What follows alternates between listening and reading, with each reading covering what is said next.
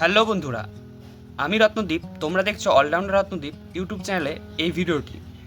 তো থাম্বনেল দেখে তোমরা অবশ্যই বুঝতে পারছো যে আজকের এই ভিডিওটা হবে ডব্লিউপি 2024-এর যে ফাইনাল মেরিট লিস্টের কাটা সেটা নিয়ে।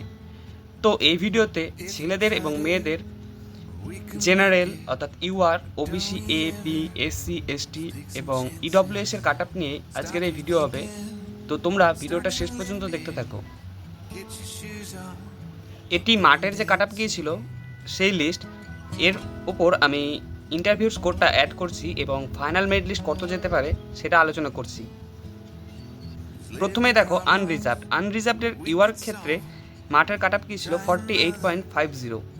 এরপর ইন্টারভিউয়ে মোটামুটি 13 থেকে 14 যদি বাড়ানো হয় সেক্ষেত্রে কাট আপ মোটামুটি 62 থেকে 63-র মধ্যে যাওয়ার সম্ভাবনা রয়েছে।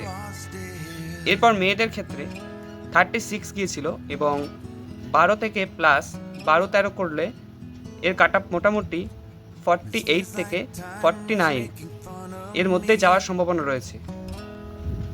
এরপর EC, NVF, Hg, ex serviceman, CV, MSP এর ক্ষেত্রে কাট আপ গিয়েছিল 42।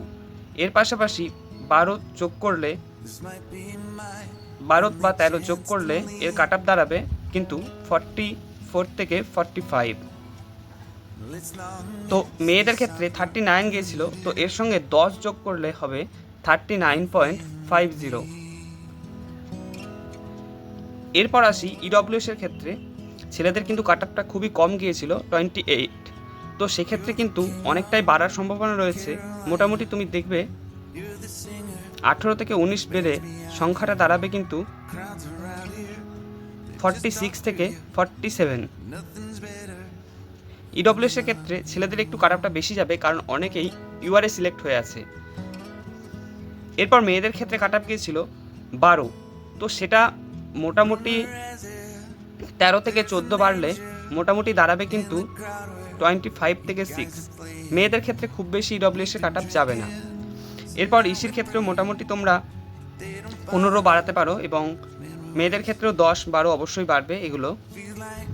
এরপর আসি এসসির ক্ষেত্রে। এসসির ক্ষেত্রে ছেলেদের কাট আপ গিয়েছিল 39.25। এর পরবর্তীতে ইন্টারভিউয়ের 14 থেকে 15 বাড়ালে অবশ্যই কাট আপটা দাঁড়াবে 54 থেকে 55। এর মধ্যেই কিন্তু এসসির কাট আপ থাকবে এবং মেয়েদের এসসির ক্ষেত্রে কাট আপ গিয়েছিল 26.5।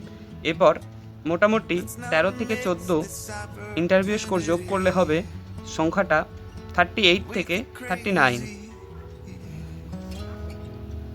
এরপর আসি এসটিদের ক্ষেত্রে। এসটিদের ক্ষেত্রে কাট আপ গিয়েছিল 32.50। তো এক্ষেত্রে 14 থেকে 16 এইটা করলে কিন্তু এসটিদের ক্ষেত্রে কাট আপ দেখা যাবে যে 48 থেকে 49 বা 50।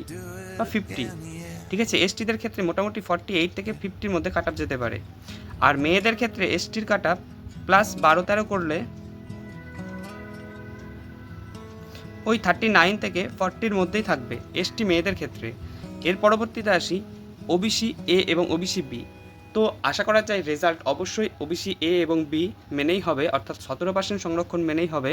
তো সেক্ষেত্রে ওবিসি এর কাট আপ যেতে পারে মোটামুটি এর সঙ্গে 15 থেকে 16 বাড়বে। যে কোনো কাস্টের ক্ষেত্রে একটু সামান্য ছেলেদের কাট আপ বেশি যায় জেনারেলের তুলনায়। তো সেক্ষেত্রে 15-16 বাড়ালে মোটামুটি 56 থেকে 57-এর মধ্যে যাওয়ার প্রবল সম্ভাবনা রয়েছে। এবং মেয়েদের ক্ষেত্রে 12 থেকে 13 বাড়ালে এক্ষেত্রে 37 থেকে 38 যাবার প্রবল সম্ভাবনা রয়েছে। ওবিসি বি এর ক্ষেত্রে 41 গিয়েছিল ছেলেদের কাট আপ। তো সেক্ষেত্রে 41-এর সঙ্গে প্লাস 15 থেকে 16 করলে ওবিসি এ এর মতোই ওই 56 থেকে 57-এর মধ্যেই থাকবে ওবিসি বি এর কাট আপও।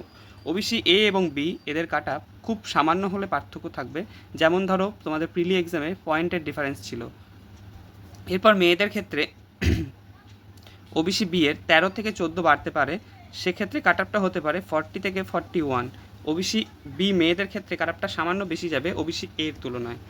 তো এই ছিল আমাদের যে ডব্লিউপির মাঠের কাট আপ এবং এর সঙ্গে ইন্টারভিউর কাট আপ যোগ করে একটা ফাইনাল যে মেরিট লিস্টের যে একটা গড় সেটা করেছি। তো তোমরা শেষ পর্যন্ত এই ভিডিওটা দেখেছো যারা, তো অসংখ্য ধন্যবাদ। আর ফাইনাল আমি একবার পুরোটা দেখিয়ে দিচ্ছি, তোমরা দেখে নাও। কার কত স্কোর আছে এবং কোন কাস্ট সেটা অবশ্যই কমেন্টে তোমরা জানিয়ে দিও। ধন্যবাদ।